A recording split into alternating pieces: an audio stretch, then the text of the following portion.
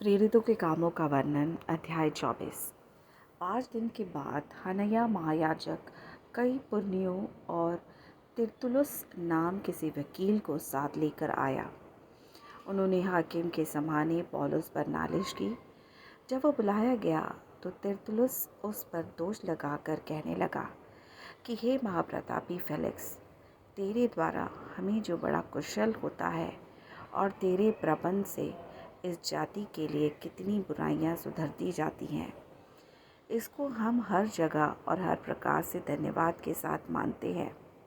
परंतु इसलिए कि तुझे और दुख नहीं देना चाहता, मैं तुझसे विनती करता हूँ कि कृपा करके हमारी एक बातें सुन ले, क्योंकि हमने इस मनुष्य को उपद्रवी और जगत के सारे यहूदियों में बलवा कराने वाला और नासरियों के कुपंथ का मुखिया पाया है। उसने मंदिर को अशुद्ध करना चाहा और हमने उसे पकड़ लिया। हमने उसे अपनी व्यवस्था के अनुसार दंड दिया होता, परंतु पलटन के सरदार लूसियास ने उसे जबरदस्ती हमारे हाथ से छीन लिया और मुद्दइयों को तेरे सामने आने की आज्ञा दी।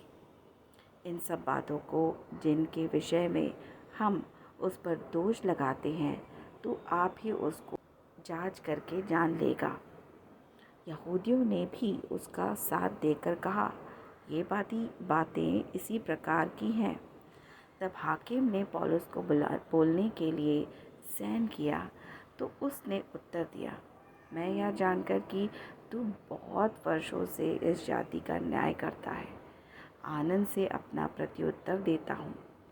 तो आप जान सकता है कि जब से मैं यरूशलेम में भजन करने को आया, मुझे 12 दिन से ऊपर नहीं हुए, और उन्होंने मुझे ना मंदिर में, ना महासभा के घरों में, ना नगर में किसी से विवाद करते या भीड़ लगाते पाया, और ना तो वे उन बातों को जिनका वे अब मुझ पर दोष लगाते हैं तेरे सामने सच ठहरा सकते हैं। परंतु यह मैं तेरे सामने मान लेता हूँ कि जिस पंथ को वे कुपंथ कहते हैं, उसी की रीति पर मैं अपने बाप दादों के परमेश्वर की सेवा करता हूँ, और जो बातें व्यवस्था और भविष्यद्वक्ताओं की पुस्तकों में लिखी है, उन सब की प्रतीति करता हूँ, और परमेश्वर से आशा रखता हूँ, जो वे आप भी रखते हैं, कि धर्मी और अधर्मी दोनों का ही उठना होगा। इससे मैं अब आप भी यत्न करता हूँ कि परमेश्वर की और मनुष्यों की और मेरा विवेक सदा निर्दोष रहे। बहुत वर्षों के बाद मैं अपने लोगों को दान पहुँचाने और भेंट चढ़ाने आया था। उन्होंने मुझे मंदिर में शुद्ध दशा में बिना भीड़ के साथ और बिना दंगा करते हुए इस काम में पाया। हाँ, आसिया के कई यहूदी थे। उनको उचित था कि यदि मेरे विरुद्ध मैं उनकी कोई बात हो तो यहाँ तेरे सामने आकर मुझ पर दोष लगाते, या ये आप ही कहें कि जब मैं महासभा के सामने खड़ा था तो उन्होंने मुझसे कौन सा अपराध पाया। इस एक बात को छोड़ जो मैंने उसके बीच में खड़े होकर पुकार कर कहा था कि मरे हुओं के जी उठने के विषय में आज मेरा तुम्हारे सामने मुकदमा हो रहा है। फेलिक्स ने, जो इस पंथ की बातें ठीक ठीक जानता था, उन्हें यह कहकर टाल दिया कि जब पलटन का सरदार लूसियास आएगा तो तुम्हारी बात का निर्णय करूँगा, और सूबेदार को आज्ञा दी कि पौलुस को सुख से रख कर रखवाली करना और उसके मित्रों में से किसी को भी उसकी सेवा करने से ना रोकना।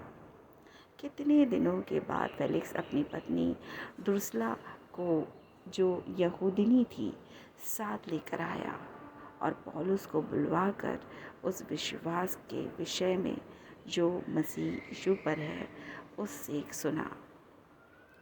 और जब वह धर्म और संयम और आने वाले न्याय की चर्चा करता था तो फेलिक्स ने बेईमान होकर उत्तर दिया कि अभी तो जा, अवसर पाकर मैं तुझे फिर बुलाऊंगा। उसे पौलुस से कुछ रुपए मिलने की भी आस थी, इसलिए और भी बुला बुलाकर उससे बातें किया करता था।